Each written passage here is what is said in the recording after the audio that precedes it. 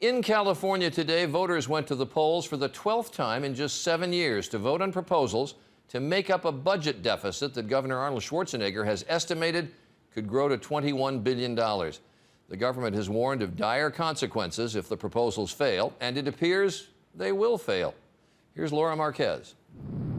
If Californians once lived the epitome of the American dream, they now find themselves in the midst of a budget nightmare. We are at the crossroads. Governor Arnold Schwarzenegger and the legislature are looking to voters to fix it, and the voters are blaming lawmakers. They should, take responsibility for their votes instead of dumping it off onto the voters. Polls show 5 of the 6 initiatives aimed at reducing the budget gap are likely to be voted down. The exception, one that denies raises to lawmakers in deficit years.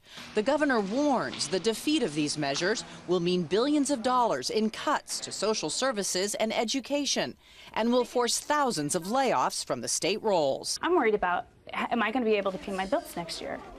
Coast-to-coast state governments are swimming in red ink, overwhelmed by the tanking economy. Here in California, the problem is even worse because of its sheer size and an unwillingness to raise taxes. 30 years ago, Californians passed Proposition 13, mandating an almost unachievable 2/3 vote by the legislature to raise taxes. California preferences for spending are, we want lots of things, we want it all.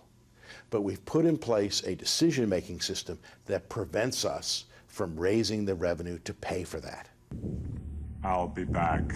I'll be back. A system so entrenched, it seems to have rendered the action hero turned governor powerless. What he brought to Sacramento was this the power of celebrity.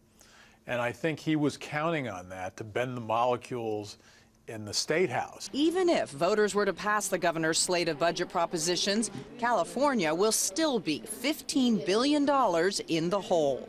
Laura Marquez, ABC News, San Francisco.